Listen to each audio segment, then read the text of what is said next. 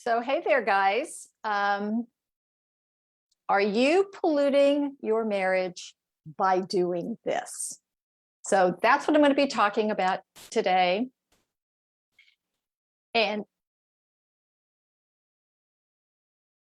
so, I'm Lesli Dories, your marriage coach and the creator of the Hero Husband Project. And one of the things that we're all told is just to be ourselves, to say what you think, to express yourself. And that's not necessarily a problem unless you are doing it in an inappropriate way. And one of the ways this comes out is about people who are honest. And I'm a big fan of being completely honest. I am not a fan of being brutally honest, but that's what most people do. They don't necessarily stop and think about whether or not what they're about to say, but more importantly, the way in which they're about to say it is going to create a problem. Now, I used to, when I would get upset, just let loose, even if the people who were around me were not the people that I was upset with. Now, this became a problem. And my dear husband, my very smart, very caring, very wonderful husband, said to me one day, when I wasn't upset, he just said, when you get upset, could you please not take a flamethrower to everything in your path? Now, he's got a point. And I was doing damage by my unbridled self-expression. And I'm wondering if you might be doing the same thing. And this is where I've been talking about boundaries all month. And this is where I am talking about the third kind of boundary, which is a containment boundary. It's what keeps you from polluting your environment. It is about you managing your own emotions, not having them, right? Whatever you feel is fine. But a containing boundary allows you to take a pause before you just let loose. I've got a colleague who calls it verbal vomiting, right? Where you just, no matter who's around, no matter what you're doing, you just let it all hang out.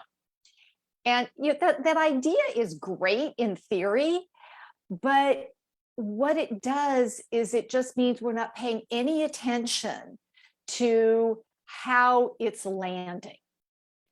And the containment boundary, the ability to pause and take a breath, allows you to reconnect your cognitive brain with the primal brain that is screaming and yelling or running or doing whatever it is your primal brain is doing, right? And again, it's not a problem, but it allows us to step back, right? I mean, I remember my daughter doing something many years back, and I got really upset with her. And I yelled at her and I sent her to her room.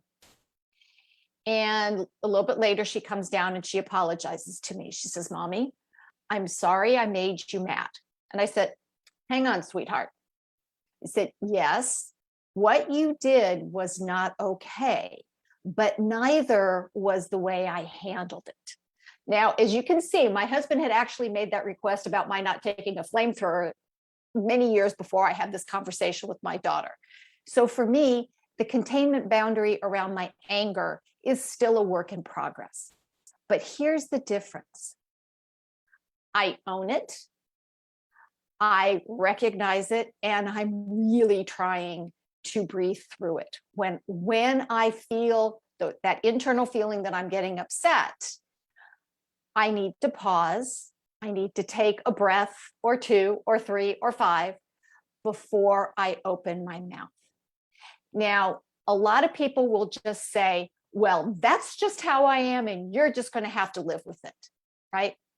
And your feelings are just how you are, but your behavior is something that's within your control.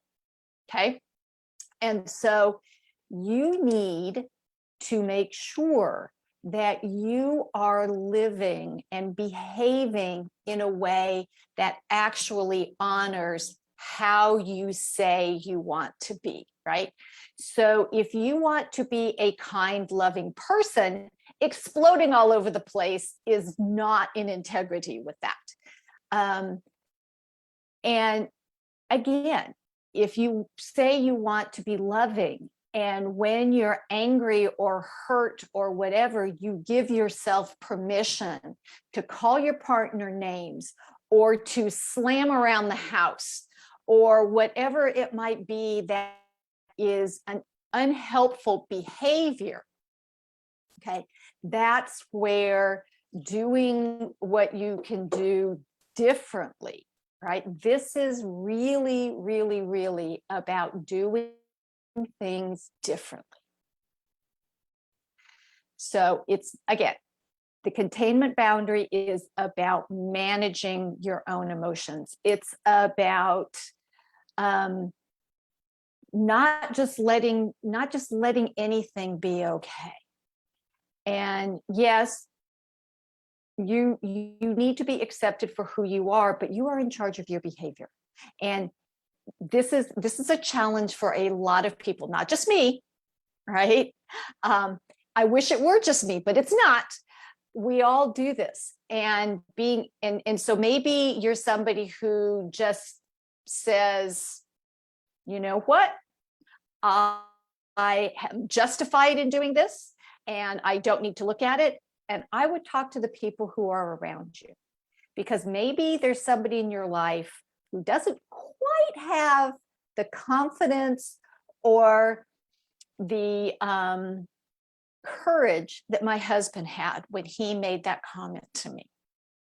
And this is something that we all struggle with, that we all, I mean, because the flip side of having what we call a porous containment boundary, where all of whatever it is you're doing just comes out, is the alternative where nothing comes out and you're closed down and you're unemotional and you're unreachable.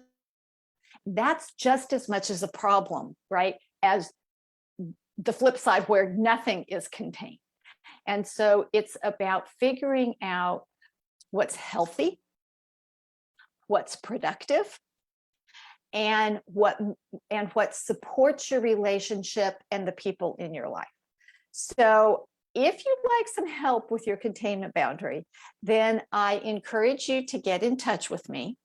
You can reach me by email at Lesli, Lesli, at foundationscoachingnc.com. You can put a comment down in the comment section below, or you can actually direct message me.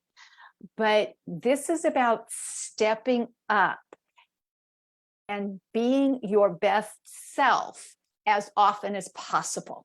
Okay. So hopefully you found that helpful. And until next week, stay loving.